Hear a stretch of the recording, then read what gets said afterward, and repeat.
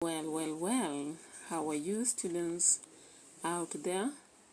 Now today we're going to talk about Becca's Misfortune. As you can see, this is a very juicy book. From the looks, it has a yellow and orange cover. Now, Becca's Misfortune and Other Stories is a very interesting book that covers about 5 stories: Becca's misfortune itself, the storm, the school trip, ties that bind, friends in need, and grandma mama. Now today I'll just talk about Becca's Misfortunes, a very interesting story that is written by Crispin Ogola. It runs from page 1 to 15. This is a book that was published by East African Publishers Limited in 2019.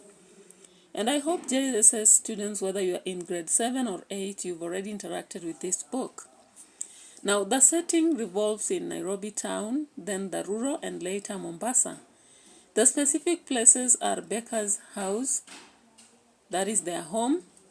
Then we have school, we have Kenyatta National Hospital, we have Pao's rural home, Haggai's house, and later the deserted places that Tibe has to deliver parcels to.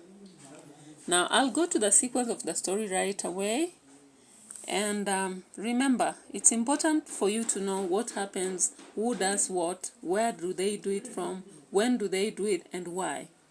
Now, when we look at Becca's misfortune, we realize that Becca is in grade 7 and the brother Tibe is in grade 4. Now, they live in the modest 2-bedroom house in the city of Nairobi. Their father is called Pao and is a manager in the city restaurant, while the mother is running a small kiosk in the estate where they live. The children study in a private school and they go to school in a school bus. Yeah, just like many of you do. Now, with the care and concern of their parents offered, the 2 kids do well in school and the 2 serve as governors. This pleases their parents. Regardless of the modest salary that they have managed to furnish their house so well. With a car for both Pao himself and the wife, they did well in business. So Miss Pao woke up so early, prepared breakfast, served everybody before opening the kiosk. And what time is that? It is 5:30 in the morning. Do you manage to wake up at 5:30 in the morning just in the normal environment when you are not at school? Yeah, so that is the time Miss Pao used to wake up to make sure that she's opening the shop.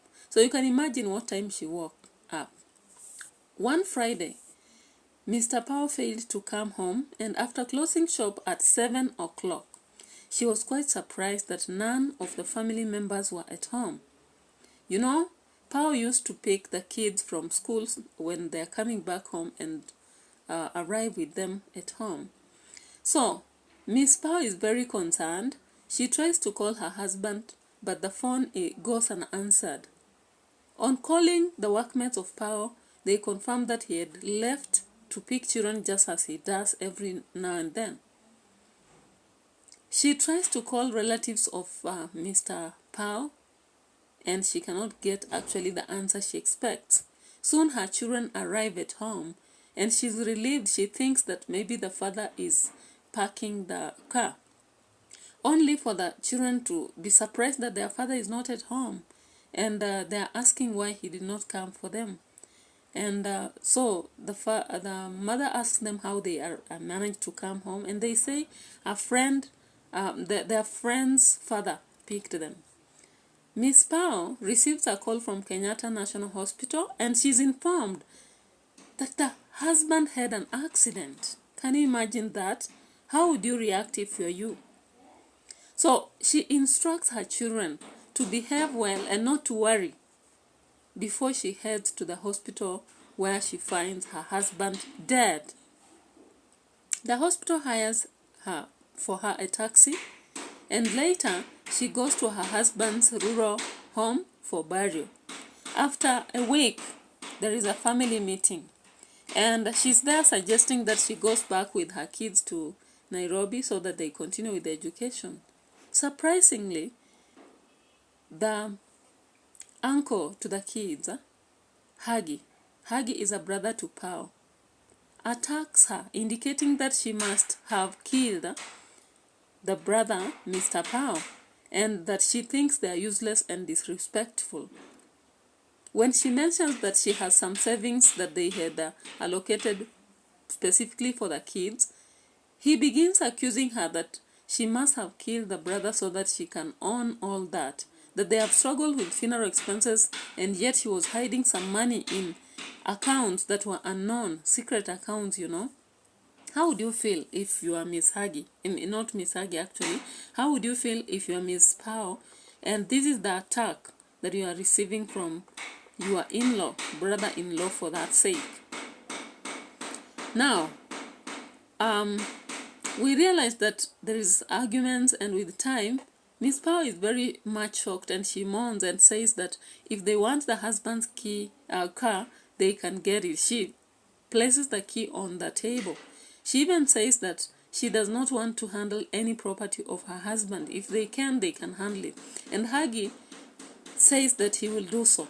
And he will go with the 2 children to Mombasa so that they continue with education. So the family decides that whatever property the father left will be taken care of by Hagi.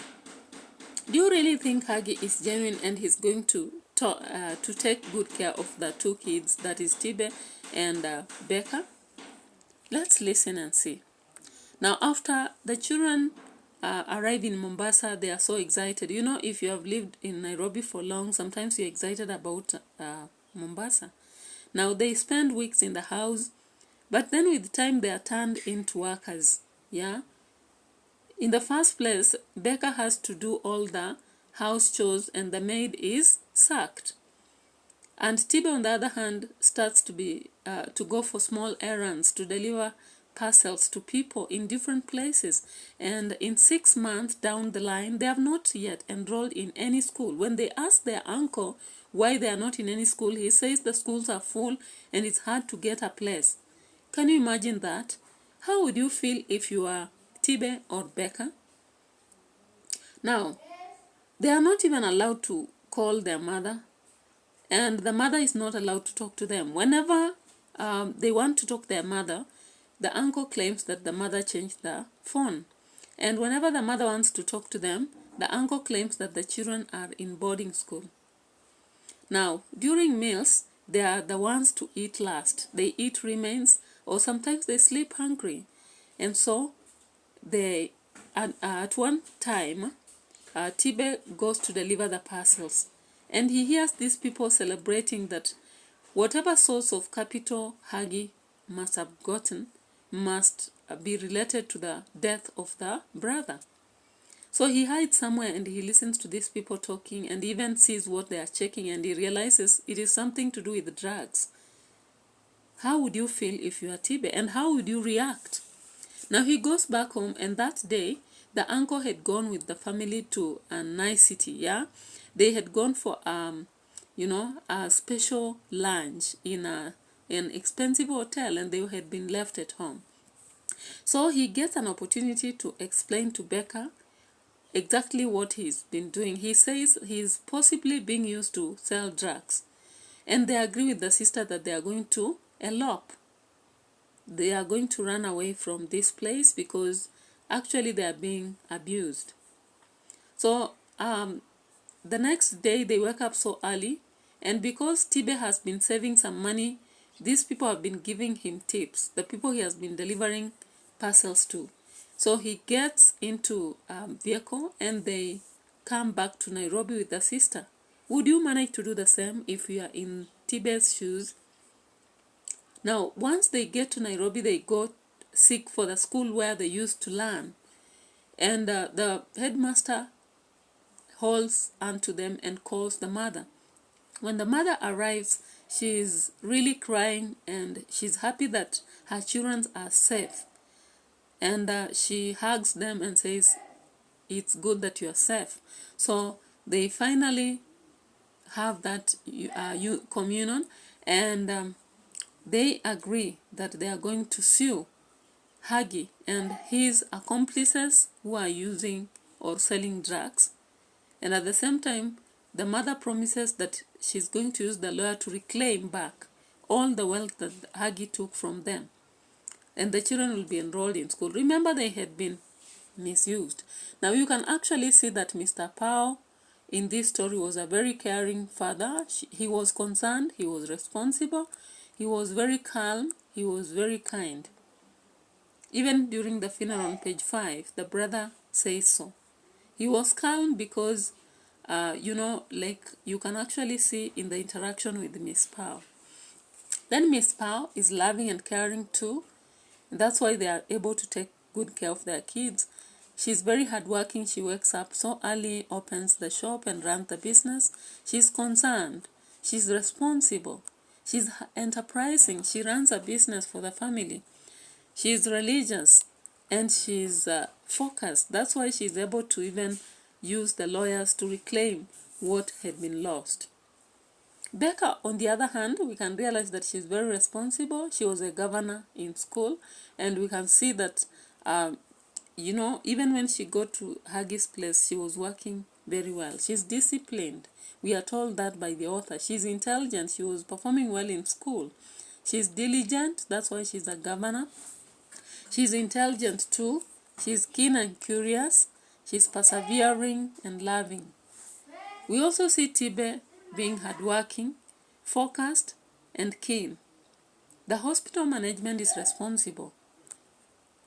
Huggy is cruel on the other hand, very brutal, insensitive, lawless, unreasonable, selfish, irresponsible, pretentious. The head teacher is responsible and knowledgeable.